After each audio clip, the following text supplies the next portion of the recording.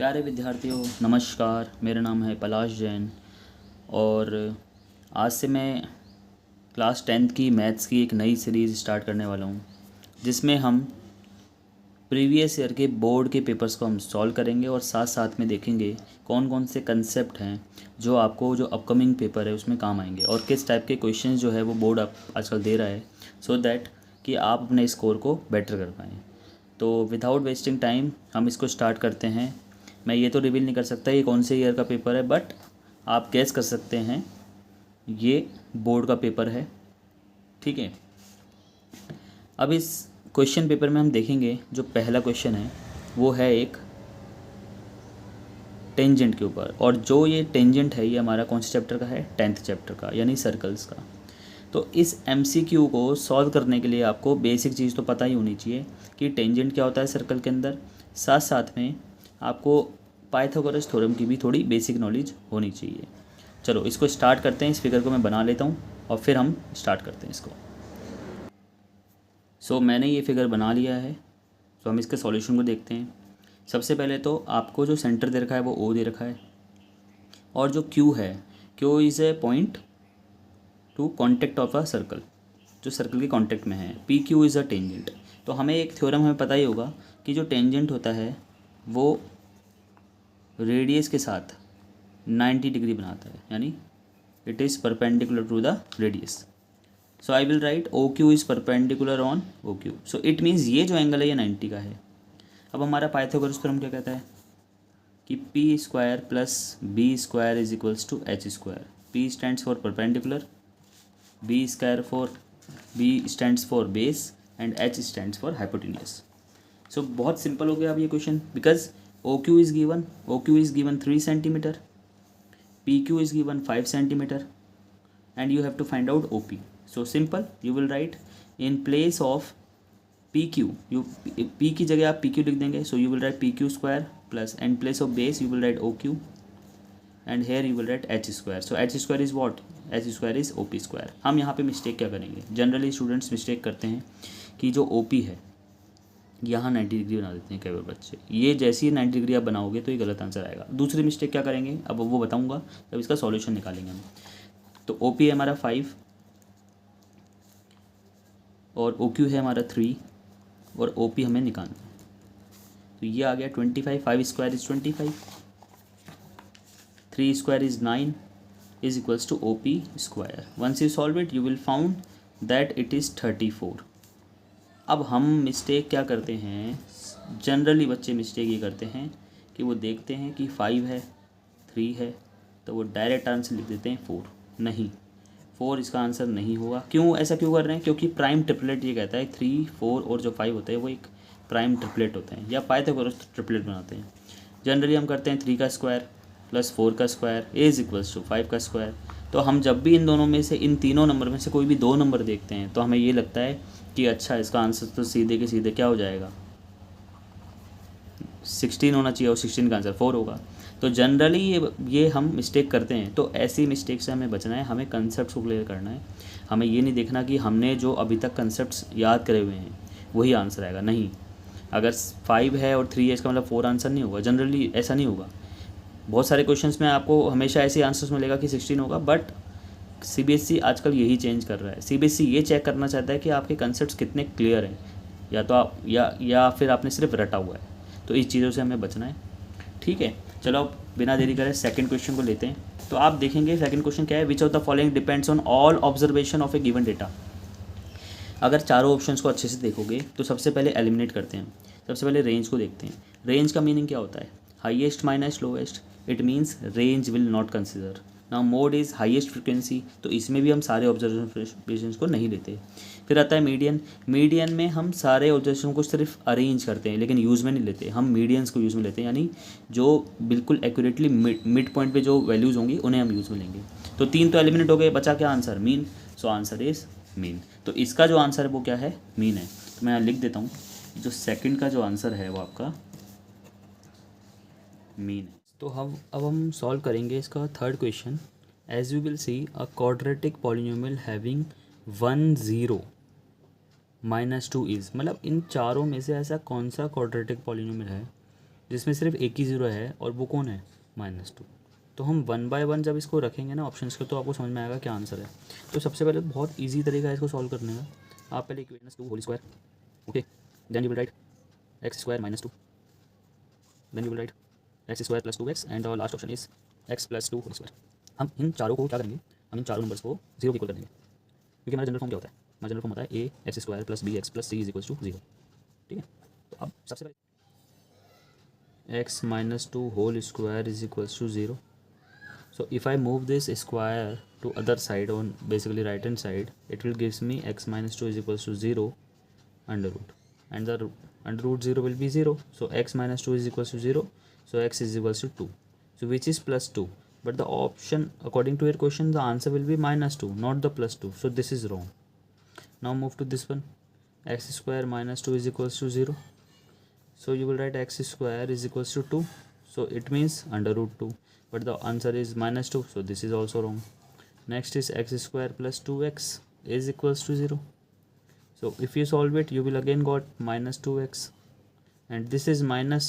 And it is not possible to write minus in the under root. So this option is already gone. Now x plus 2 whole square is equals to 0. If I solve it, I will give x plus 2 is equals to under root 0. So yes, x is equals to -2. So this will be your right option. So answer 3 हमारा हो गया x -2. Move to the fourth one. Trigonometry है, तो अगर trigonometry में concept clear नहीं तो आपको इसको अटेम्प्ट भी नहीं करना चाहिए शुरुआत में। बाद में आप अटेम्प्ट कर सकते हैं, तुक्का लगा सकते हैं, क्योंकि नेगेटिव मार्किंग है नहीं, बट अभी शुरुआत में इस पर टाइम वेस्ट नहीं करना चाहिए। तो हम देख लेते हैं व्हाट इज गिवन, एक sine A is equals to cos A is given, और आपको पूछा है 1 - tan a upon 1 + tan a। तो ये आपसे पूछा है, अगर sine A is equals to cos A given है तो आपके पास दो ऑप्शन है। इसको या तो बेसिक में कन्वर्ट कर लीजिए, पहले आप इसे आप बेसिक में कन्वर्ट कर लीजिए, या आप इसको फिर दूसरे मेथड से भी सॉल्व कर सकते हैं। तो हम इसको पहले बेसिक में कन्वर्ट करेंगे, फिर सॉल्व करेंगे। Okay, let we convert this -1 - sin a upon cos a, and here you will write 1 + sin a upon cos a। When you solve it you will found, अब देखो यहाँ पे क्या लिखा है, 1 - sin a upon cos a। तो एक चीज़ समझो आप, अगर नंबर लिखा हुआ है ना 1 + 3/5, तो इसको आप एलसीएम मत लो, डायरेक्ट इनको ऐड करो और लिख दो। आंसर क्या आ गया, 8/5। Suppose number is written 1 - 3/5, so don't add it, just subtract it and write it 2/5। The denominator will be same, denominator same ही रहता है, कभी change. cos a, so this cos a here and I will write cos a plus sin a, क्योंकि ये numbers नहीं है, that's why आई उनको add करके लिखेंगे। Then cos a plus sin a, ऊपर जो आएगा ये माइनस का साइन ही आएगा, तो इसको हम माइनस कर देंगे, नीचे क्या रहेगा प्लस। अब cos a तो इक्वल हट गया। अब आपको बता रखा है साइन ए और cos a बराबर है, यानी ये दोनों इक्वल हैं, तो 1 - 1 upon 1 + 1, 0/2, so answer will be 0. So that's why your answer is right answer is 0. Okay, now move to the next one question. A black card is lost from a deck of 52 playing cards. Rest of the cards are shuffled and one card is drawn at random from the available cards. The probability that drawn card is king of heart is, तो पहले आपको ये समझना होते हैं 52, ठीक है। अब मैं आपको यहाँ कंसेप्ट समझा रहा हूँ प्रोबेबिलिटी का, वो समझिएगा। 52 is divided into 4 parts, basically in 2 parts. First 2 are red and then we will take black. So it means 26 cards of red and 26 cards of black. Now again these are divided into 13 pairs, 13 के pairs में divide है। So you will found the 13 cards of red color is there, so you will write heart, जिसे हम बोलते हैं पान, क्या बोलते हैं इसको, पान बोलते हैं। और 13 कार्ड्स क्या हो गई आपकी, ईट हो गई, जिसे हम बोलेंगे डायमंड। तो ईट ये बना दी मैंने आपकी, तो 13 कार्ड्स हो गए। फिर ब्लैक के अंदर भी क्या है, ये सेम चीज़ है, एक तो होगा क्लब, जिसे हम बोलेंगे चिड़ी, और 13 आपके हो जाएंगे स्पेड, ठीक है। एक हो जाएगा आपका गुलाम। ओके, नाउ अब क्वेश्चन क्या कह रहा है, एक ब्लैक कार्ड हटा दिया, मतलब कि अब 52 कार्ड्स जो थे उनमें से एक ब्लैक चले गया, तो 51 रह गए, ठीक है। अब रेस्ट ऑफ द कार्ड्स को शफल किया अच्छे से, है ना, जैसे हम पीसना कहते हैं ना, कार्ड्स को एक दूसरे के ऊपर शफल करना, उसमें से एक कार्ड निकाला, क्या प्रोबेबिलिटी है कि वो किंग ऑफ हार्ट हो, किंग ऑफ हार्ट मतलब रेड वाले पत्ता निकले अब उसमें से। तो ये बताओ रेड के, पहले बताओ किंग कितने हैं हमारे पास, किंग हमारे पास 4 हैं, 1 + 1 + 1 + 1, पर रेड वाले किंग कितने हैं 2, और उनमें से किंग ऑफ हार्ट कितना है सिर्फ 1, तो एक ही है हमारे पास किंग, लेकिन हमारे पास टोटल अब जो कार्ड्स हैं वो सिर्फ 51 है। सो हमारा आंसर हो जाएगा 1/51। So your option C is correct in this question. I hope you have understood this topic. अगर आपका कोई भी प्रॉब्लम है, कोई भी डाउट है, किसी भी टॉपिक को लेकर आप चाहते हो कि that I will explain that topic, I will explain it. Now move to the next question which is 6th question. The point x, 0 divides the line segment joining the points this and this in the ratio। अब ऐसे type के questions में देखो, सबसे पहले देखो zero कहाँ लिखा है। अब देखो ये कोऑर्डिनेट ज्योमेट्री का क्वेश्चन है, इसको समझते हैं पहले। क्या कह रहा है वो कि x, 0 डिवाइड करेगा एक लाइन सेगमेंट को। चलो ये जो है ना x, 0 एक लाइन सेगमेंट है, ये इसको डिवाइड करेगा कौन, x, 0। ये हो गया 4/5 और ये हो गया 0, -10। ठीक है, इन दोनों को डिवाइड करेगा कौन, ये वाला पॉइंट। मान लो इसने ऐसे डिवाइड कर दिया, तो ये जो पॉइंट है ये हो गया हमारा x, 0। अब ये कुछ रेशियो में डिवाइड करेगा, मान लो इस रेशियो को मान ला k:1। जब आपको रेशियो फाइंड आउट करनी है तो जनरली आप k:1 मानिए, ठीक है। k:1 मानने के क्या होते हैं फ़ायदे हो जाते हैं, वो बाद में बता देंगे आपको। और m/n भी निकाल सकते हैं, कोई फ़र्क नहीं पड़ेगा अगर आप m/n लेंगे या k:1 लेंगे, कोई फ़र्क नहीं पड़ेगा, या m1/m2 लेंगे, there is no difference in it. Now what you will do, we will apply the formula of section formula basically. So what is section formula, section formula says ये जो x है you will write it x is equals to kx2। What is x2, this one is your x2, this one is your x1, this is your y1, this is your y2। So अब देखो kx2 + 1 x1 upon k+1, और दूसरा क्या है y है आपका, तो y is equals to ky2 + 1y1 upon k+1। अब यहाँ पर हमारे लिए इजी ये रहेगा क्योंकि यहाँ तो ऑलरेडी नंबर्स तो दे रखे हैं, बट k एक वेरिएबल है कि x ही वेरिएबल है, तो इसे ना लेते हुए हम क्या लेंगे, y को लेंगे, बिकॉज हमारे पास सिर्फ यहाँ पे एक ही वेरिएबल बचेगा। सो हमेशा ध्यान रखें जब x, 0 या 0, y दे रखा है तो हमेशा 0 से सॉल्व करेंगे हम सेक्शन फॉर्मूले को। तो हम लिखते हैं y की वैल्यू 0 है, 0 इज इक्वल्स टू k की value k, y2 is your -10। So I will write -10 + 1, and what is the value of y, 5. So I will write 5 here upon k + 1.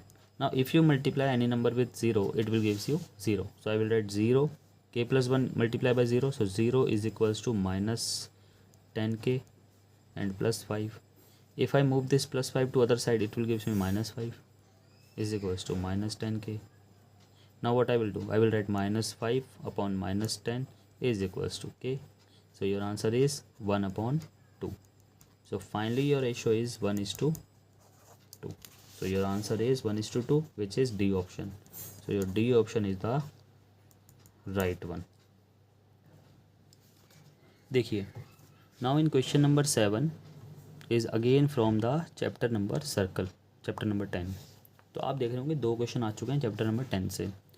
अब ये बहुत इजी क्वेश्चन है, देखो इसका 1 word में answer बताऊं तो ये 40 डिग्री दे रखा है, तो आप इसको फिगर को अच्छे से देखेंगे तो ये 40 डिग्री और ये वाला एंगल, ये जो पूछा है, ये दोनों ऑल्टरनेट सेगमेंट के एंगल हैं, और अगर ऑल्टरनेट सेगमेंट के एंगल है तो ये दोनों इक्वल हुए, इट मीन ये 40 है तो ये भी क्या होगा आपका 40 ही होगा। तो 7th का आंसर जो होगा वो आपका हो जाएगा B part which is 40 degree. So अब इस 7th क्वेश्चन को दूसरे तरीके से भी देखते हैं कैसे करेंगे। देखो बहुत सिंपल है, इसको एक फिगर को बना लिया मैंने। अब ये देखो सबसे पहले दिस इज़ योर, ये जो एंगल है ना ये वाला, this is your 90 degree Y angle in semicircle. तो ये जो एंगल है ये एंगल इन सेमी सर्कल है। अब आप दूसरी देखो दूसरे तरीके से, ये एक लाइन गई, सो ये जो पार्ट है और ये दोनों मिलके 90 बनाएंगे, और साथ साथ में ये जो पार्ट है ये भी 90 बनाएगा। सो इट इज़ गिवन कि ये जो वाला पार्ट है ना, ये वाला ये 40 गिवन है, तो बचा कितना, ये 50 हो गया। और अगर ये 50 है तो ये हमारा रिमेनिंग 40 हो गया। और अगर पता है ये दोनों रेडियस हैं तो ये 40 है तो ये भी कितना होगा 40 डिग्री। बस सिंपल सॉल्व हो गया, तो उसका आंसर हो गया B, which is 40 degree. So हम लिखेंगे एंगल इन ऑल्टरनेट सेगमेंट। ये आपको कंसेप्ट सीखना है, इसकी मैं वीडियो बना दूंगा एक, इससे क्या होगा आपको क्लियर रहेगा कि भाई कैसे सॉल्व करना है हमें किसी भी क्वेश्चन को। मतलब सर्कल वाले चैप्टर में एंगल इन ऑल्टरनेट सेगमेंट जो रिलेटेड होंगे उस क्वेश्चन को कैसे सॉल्व करना है। अब क्वेश्चन जो 8 है उसमें क्लियर दिख रहा है कि भाई नंबर ऑफ जीरोज पूछे हैं, जितनी बार ये एक्स एक्सिस को कट करेगा उतनी बार जीरोज होंगे, तो 1 and 2। So answer is directly D.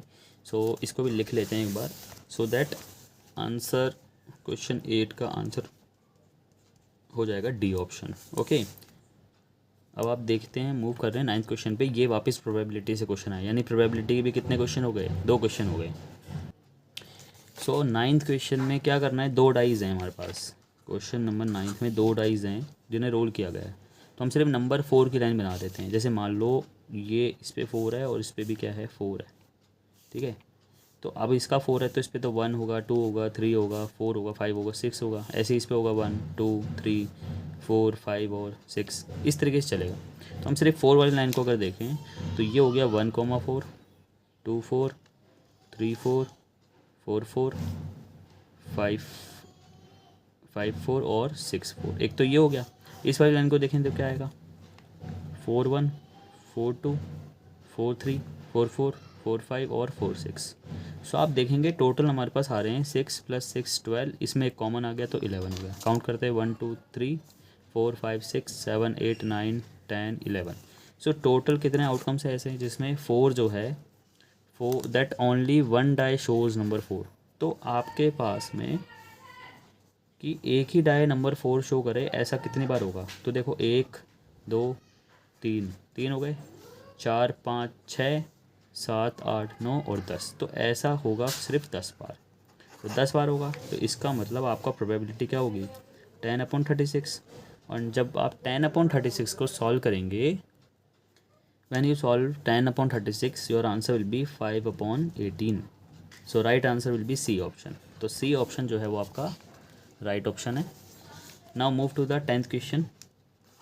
अब हम 10th क्वेश्चन को देखें ना अच्छे से तो आपको कुछ समझ में आएगा। जैसे if the distance between the points 3,0 and 2,y is √5 then the value of y is. आपको यहाँ पर कोऑर्डिनेट ज्योमेट्री का क्वेश्चन देखने को मिल रहा है and this question is about distance formula. So हम यहाँ पे डिस्टेंस फार्मूला अप्लाई करेंगे और इसको सॉल्व करेंगे। So this is your question number 10। अब हम 10th क्वेश्चन को सॉल्व कर लेते हैं। सो डिस्टेंस कितना गिवन है √5, आई will right √5। x2 is your 2, I will right 2 -3 and I will write whole square of it. Now I will write plus. Now y2 is your y and y1 is your 0, so I will write 0 and I will put whole square. Now this, if I move this under root to left hand side, it will convert it into square, so I will write √5 whole square is equals to 2 - 3 whole square, it means -1 whole square, plus y -0, so y -0 is y square. Finally your answer is root and square is cancelled, so this is 5 -1 square is 1, I will write 1 here, plus y square. If I solve it, I will got that 5 - 1 is equals to y square, so 4 is equals to y square. Finally I will write under root 4 is equals to y. So basically your answer is 2 plus minus 2 will be your right answer. Let's check which is the option. इसमें से कौन सा option सही है। तो हमें y की value निकालनी है अभी। तो y की वैल्यू क्या आ रही है, then the value of y is, y की वैल्यू क्या हो सकती है, या तो प्लस का 2 या माइनस का 2, ठीक है। बट क्योंकि y क्या है आपका, अब ये कोऑर्डिनेट्स दिए हैं इन्होंने, तो कोऑर्डिनेट्स में रखेंगे तो y की वैल्यू तो प्लस या माइनस में होगी। तो देखो y की वैल्यू 1 तो है नहीं, यहाँ y की वैल्यू 1 है वो गलत, y की वैल्यू 0 वो गलत, y की वैल्यू 0 वो गलत, यानी -2 इज़ द राइट आंसर। तो ऑप्शन ए के साथ जाएंगे हम 2, -2। Okay, now move to the question number 11। अब इस 11 क्वेश्चन में वैसे तो कुछ सॉल्व करने की ज़रूरत नहीं है, बट फिर let me explain. OQ is given QP. It means both sides are equal. Suppose QOP is a triangle, so this become isosceles triangle. If this is isosceles triangle, it means QP QO are equal. It means their opposite angles are also equal. So it means this angle, ये जो angle है ना, ये P, ये वाला, and OPQ and POQ are equal. And one more thing, अब इस figure को ज़रा हम बना लेते हैं एक बार। अगर इस फिगर को बनाते हैं तो हमें पता चलेगा कि ये आपका सेंटर है, इससे ये पॉइंट P है जिससे एक टेंजेंट जा रहा है इस तरीके से, और सेंटर से हमने ज्वाइन कर दिया पॉइंट P को। सो ये दोनों साइड इक्वल हैं, तो ये वाला एंगल और ये एंगल इक्वल हो जाएंगे। Also this angle is 90 degree tangent to the circle. तो आपको पता चलेगा PQ परपेंडिकुलर ऑन OQ, ठीक है। तो ये एंगल 90 है, और also QP is equals to QO। So QP के अपोजिट कौन है, एंगल O, और OQ के अपोजिट कौन है, एंगल P। ये दोनों इक्वल हो गए। इसका मतलब अगर ये 90 है तो दोनों इक्वल हैं, तो ये कितने कितने के हो गए, 45 के, क्योंकि 180 का सम होता है ट्रायंगल का, angle sum property of triangle. So it means angle OPQ, यही तो पूछा है आपसे। So OPQ is equals to 90 degree.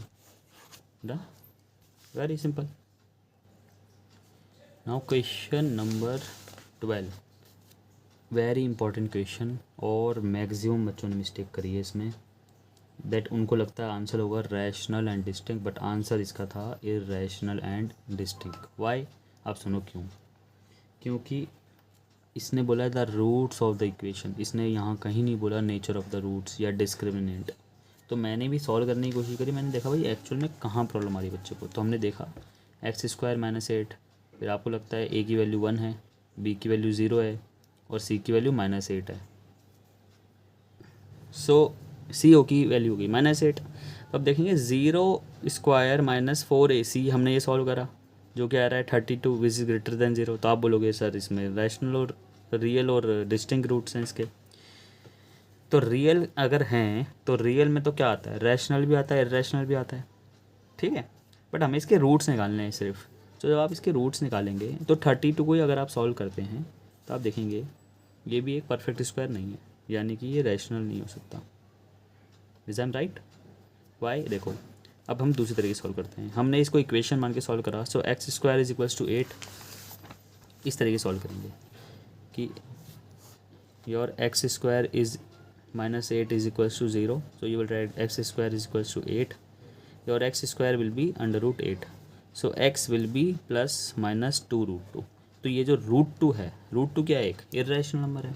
If you multiply a rational number with irrational number, your answer is always irrational. तो plus और minus में आ गए, it means distinct भी हो गए, ये अलग भी हो गए। So your answer is D option is correct, which is irrational and distinct. अगर इसमें फिर भी इशू है आपको क्वेश्चन नंबर 12 में, so you can ask me in the comment box, okay. और वीडियो में जो भी इम्प्रूवमेंट आपको चाहिए, वीडियो आप चाहिए कि भाई थोड़ा शॉर्ट हो, लेंदी ना हो, तो उसके लिए भी आप मुझे कमेंट कर सकते हैं। नेक्स्ट टाइम से मैं कोशिश करूँगा कि भाई वीडियो जो है हमारी शॉर्ट बनाने की कोशिश करें। अब हमारे 8 क्वेश्चन रह गए, थोड़ा जल्दी हम खींचेंगे so that it will not take more time. Now the next question is 13th question, which is a AP का क्वेश्चन है। 10th टर्म आपको निकालना है, तो इसमें टाइम वेस्ट ना करते हुए हम डायरेक्टली सॉल्व कर लेंगे इसको। ये आपका हो गया A, ये आपका हो गया सेकंड टर्म, और सेकंड में से माइनस कर देंगे फर्स्ट टर्म को, तो आपका आंसर क्या आएगा, -19 + 12 विच इज़ -7। सो -7 आपका आ गया D। सो D आपका आ गया -7, A आ गया -12, 10 टर्म निकालना है। तो formula is AN = A + n - 1D। So which term they are finding, they want to ask, they are asking 10th term. So you will write 10 here, you will write A, in place of A you will write -12 plus 10 minus 1, and in place of D you will write -7. Once you solve it you will got the answer. So -12 plus 9 7s are 63, so -63. So -12 -63, your answer is 5 and 7. So -75 will be your right answer. So option A के साथ जाएंगे हम इस वाले question में। सो इन 14th question you will find that PE is given 0.1 and asking PE dash. इसका क्या मतलब होता है? इसका मतलब होता है नॉट ई नहीं होना चाहिए। तो ध्यान रखो, ई और नॉट ई को जब भी प्लस करोगे तो आंसर आएगा 1 आपका। तो सिंपल है, 0.1 में मैं क्या ऐड करूँ कि जिससे वो आंसर 1 दे दे। तो आपके पास मान लो 1 पैसा है, कितना पैसा? 1 पैसा। तो कितने पैसे और चाहिए कि आपके पास आंसर 1 रुपीज़ बन जाए, जिसमें 100 पैसा होते हैं बेसिकली। तो हम 99 पैसा लिख देंगे। तो बहुत सिंपल आंसर हो गया। तो ऑप्शन हो गया सी इसका आंसर। सीधे सीधे आपका आंसर आ गया सी, जिसका आंसर क्या है? अच्छा, एक और चीज़, ये 0.1 है तो इसको 1 पैसा ना मान के हम 10 पैसा मानेंगे, और अगर ये 10 पैसा है तो ये ऑप्शन हो जाएगा हमारा 0.90 पैसा। तो इसका मतलब ऑप्शन चेंज हो गया और ऑप्शन ए आंसर हो जाएगा इसका। तो आपका ए आंसर है इसका। Question number 15, largest possible cone is just fitted inside a hollow cube of edge 25 centimetre. तो पहले फिगर बना लेते हैं इसका। एक क्यूब है, उसके अंदर हम क्या करेंगे? कोन को फिट करेंगे। ठीक है भाई, कोन बना दिया इसके अंदर, ऐसे तो बनेगा कोन आपका। और ये आपका हो गया कोन। पूछा गया है आपसे, पूछा ये है कि इस कोन का जो है ना रेडियस कितना होगा। तो पहले तो आप ये बताओ इसकी एज कितनी गिवन है? ये 25 है, तो यहाँ से लेकर यहाँ तक भी तो क्या होगा? 25 ही होगा। तो अगर इसका ये और ये क्या चीज़ होती है? डायमीटर। तो डायमीटर अगर 25 है तो रेडियस क्या हो गया? बहुत सिंपल है, रेडियस हो जाएगा इसका हाफ, विच इज़ 12.5 सेंटीमीटर। तो इस क्वेश्चन, ऐसे कुछ क्वेश्चंस होते हैं जिन्हें आपको अटैम्प्ट करना ही चाहिए, इन्हें तो छोड़ना ही नहीं चाहिए। ये तो एक बोनस क्वेश्चंस हैं कि हाँ आराम से आप सॉल्व कर लीजिए इसको। चलो मूव करते हैं 16th क्वेश्चन पे। So question number 16 is from chapter number 12, area of sector and related circle, area of related circle. तो इस क्वेश्चन में आप देखेंगे तो आपको गिवन है एक ऐसा length of the arc given है जिसका एंगल 15 डिग्री है। मान लो this is your radius of 8.4 centimetre and this is given 15 degree, so this is also 8.4 centimetre and this is your arc. ये आर्क है आपका, ये एल है। तो आपको इस एल को निकालना है। बहुत सिंपल है, फॉर्मूला क्या होता है हमारा? लेंथ ऑफ द आर्क क्या होता है? L is equals to 2πr multiply theta upon 360 degree. So हम क्या करेंगे 2। अब पाई की वैल्यू 22.7 होती है, एक बार रख लेते हैं। अगर नहीं सॉल्व होगा तो पाई को पाई रहने देंगे, तो 3.4 लगाएंगे। So 22.7 into r is 8.4। Yes, ये कैंसिल आउट हो जाएगा 7 से। And what is the value of theta? 15 degree. So you will add 15 upon 360 and once you solve it you will got the answer. तो देखो बहुत सिंपल है, पहले 2 से इसको कैंसिल करो, 180 हो गया।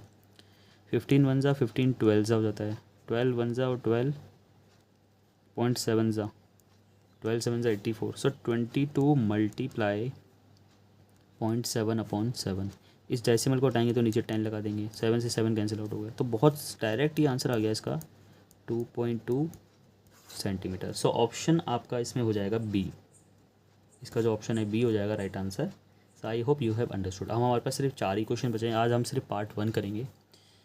नेक्स्ट पार्ट में आपके कमेंट के अकॉर्डिंग हम नेक्स्ट पार्ट इसका लूँगा, बी पार्ट जो है वो सॉल्व कराऊंगा और कंसेप्ट्स को भी थोड़ा और डिटेल्स में समझेंगे हम। Now move to the question number 17। The value of k for which the roots of the quadratic equation 6x square plus 4kx plus k is equals to 0, यानी कि रियल और इक्वल हो जाए। तो रियल और इक्वल कब होंगे? जब b square minus 4ac is equals to 0 होगा, तभी होगा। तो हम की वैल्यू रख लेते हैं यहाँ पर।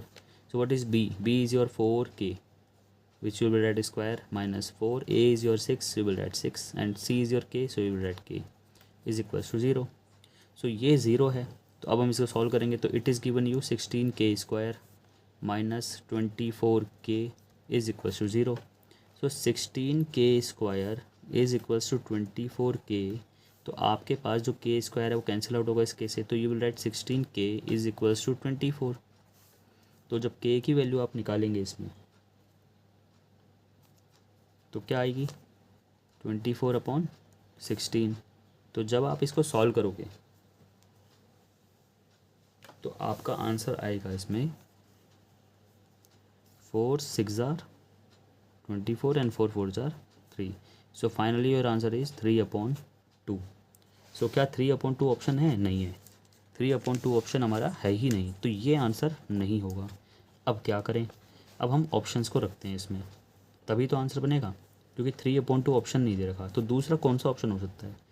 तो पहले ऑप्शन को उठाते हैं एक बार, that 4 0 whole square minus 4 bracket 0 plus 0 is equals to 0। So ऐसा कब होगा ये 0 के बराबर? तो yes, this is 0, this is again 0, this is again 0। So option A आपका एक बन सकता है। ऑप्शन सी तो है ही नहीं, क्योंकि वो प्लस का है और माइनस का आंसर निकल रहा है अपना। 3/4 इसमें एडजस्ट नहीं होगा, क्योंकि 3/4 जब भी आप कोई भी वैल्यू रखेंगे तो वो 0 तो नहीं देगा आपको। तो ऑप्शन ए आपका इसलिए यहाँ पे सही हो गया। नहीं तो मैक्सिमम मतलब ज़्यादातर बच्चों ने यही किया होगा कि 3/2 आंसर वो लिख के आए होंगे, इसलिए उन्होंने -3/2 कर दिया होगा। नहीं, वो गलत हो जाएगा। यही मैथ्स में यही CBSE चेक कर रहा है कि जो आपका आंसर आ रहा है वो एक्यूरेट आ रहा है या नहीं आ रहा। तो आप इसको देख लीजिए, अच्छे से समझ लीजिए कि हमने जब 0 रखा तो ही हमारा 0 आ रहा है, अदरवाइज़ हम कोई भी वैल्यू रख रहे हैं तो उससे 0 नहीं आ रहा। तो आंसर क्या आना चाहिए? रियल और इक्वल आना चाहिए ना। इक्वल कब आता है? जब वो 0 के इक्वल हो जाता है। तो इसलिए ऑप्शन हमारा ए ही होगा इसमें। अब मूव करते हैं 18th क्वेश्चन पे। तो जब आप 18th क्वेश्चन पे देखेंगे तो क्वेश्चन इज़ √2 -1 इज़। तो जब आप इसको मल्टीप्लाई करोगे तो देखो, √2 से √2 मल्टीप्लाई होने पे आएगा 2, लेकिन √2 को -1 से करेंगे तो -√2 आएगा। तो सिंपल हो गया कि है तो ये एक इरेशनल नंबर, ठीक है। इक्वल्स टू 1 हो गई नहीं, ये है नहीं, तो सीधे सीधे इसका आंसर क्या आ गया? सी आ गया। बस इस आंसर को लिख लेते हैं हम, सी ऑप्शन है इसका, क्योंकि ये एक इरेशनल नंबर है। चलो अब आते हैं असर्शन रीजन पे। तो देखो 19th क्वेश्चन में आपको गिवन है एक राइट एंगल ट्रायंगल। बना लेते हैं एक बार right angle triangle. This is your right angle triangle. एक राइट एंगल ट्रायंगल में मान लो ये है आपका ABC, A B और C, ये 90 है अगर। Therefore cos value of cos A plus C, cos A plus C की वैल्यू क्या होगी? दोनों की 90 होगी। कॉस A प्लस C की जो वैल्यू होगी वो तो 90 होगी ना। A प्लस C क्या होगा? जब मान लो ये 50 है तो ये 40 हो गया। और अगर कॉस 90 की वैल्यू रखेंगे तो क्या आती है? हमेशा वो 0 आती है। तो ये तो सही है कि असर्शन तो हमारा इसका सही है। रीज़न क्या है? ABC का सम 180 है, बिल्कुल है। जिसमें कॉस 90 0 है, बिल्कुल सही है। तो आपको सिंपल सी बात है कि angle A plus angle B plus angle C क्या होगा? 180 होगा। ये भी सही है। तो रीज़न भी सही है और इसका असर्शन भी सही है, तो इसलिए इसका ऑप्शन ए हो गया। तो हमारा जो 19 का आंसर है वो ए है। Both are correct and R is the correct explanation of A. अब आते हैं 20th क्वेश्चन पे। 20th क्वेश्चन में क्या बोल रहा है वो? When A hemisphere of same radius is carve out from one side of A solid wooden cylinder. यानी आपके पास एक सिलेंडर है, उसमें से आपने क्या करा? एक हेमिस्फीयर को बाहर निकाल लिया। चलो ये हेमिस्फीयर था, इसको बाहर निकालेंगे। The total surface area of the remaining solid is increase by 2πr²। नहीं, इंक्रीज बाय 2πr²। कैसे? देखो ये जो है ना, ये इस तरीके का शेप बनेगा। अब ऐसा, ये ऐसा बनेगा, कुछ इस तरह का शेप बन गया। इसका टोटल सरफेस एरिया होता है सिलेंडर का, जिसमें दोनों सर्कल्स को बंद करते हैं अपन, क्योंकि अपन ने ये बाहर निकाल लिया तो ये माइनस हो जाएगा। तो इसमें असर्शन ही पहली बात तो गलत लग रहा है, गलत ही है वैसे तो असर्शन ही गलत है। इस वजह से क्या हुआ? असर्शन गलत होने की वजह से इसका जो आंसर है वो डी हो जाएगा। सीधे सीधे ही इसका आंसर डी हो जाएगा। अगर असर्शन कहीं भी गलत हो जाता है तो सीधे सीधे आंसर क्या हो जाता है? डी हो जाता है। सो स्टूडेंट्स, आज की वीडियो में सिर्फ इतना ही कवर करेंगे हम। कल हम इसका पार्ट बी स्टार्ट करेंगे, यानी सेक्शन बी। और जो नेक्स्ट वीडियो है उसमें मैं आपको सेक्शन बी सॉल्व करके बताऊंगा। सेक्शन बी में आपके कितने क्वेश्चंस हैं देख लीजिए, 1 2 3 4 5, 2 मार्क्स के क्वेश्चन है, 10 मार्क्स के क्वेश्चन हैं। तो हम इसको नेक्स्ट पार्ट में कवर करेंगे। पहला पार्ट जो है बहुत लेंदी हो गया है, तो उसके लिए तो मैं आपसे माफ़ी मांगता हूँ। नेक्स्ट टाइम मैं ट्राई करूँगा कि इतने लेंदी पार्ट्स ना हो। I hope this will work. और अगर आपको मेरी वीडियो अच्छी लगी हो, मेरा समझाने का तरीका पसंद आया तो वीडियो को लाइक करिए, सब्सक्राइब करिए, शेयर करिए और मुझे सजेशन ज़रूर दीजिएगा कि मैं जो नेक्स्ट वीडियो बनाऊँ उसमें क्या क्या चीज़ें इम्प्रूव करूँ। ठीक है, थैंक यू।